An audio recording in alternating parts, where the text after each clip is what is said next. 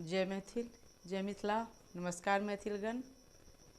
केहन कपार गौरी के केहन कपार है, केहन कपार गौरी के केहन कपार है।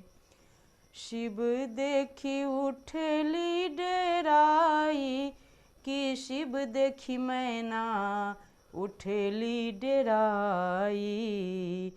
केहन कपार गौरी के केहन कपार है। शिव देखी उठली डेराई कि शिव देखी मैना उठली डेराई।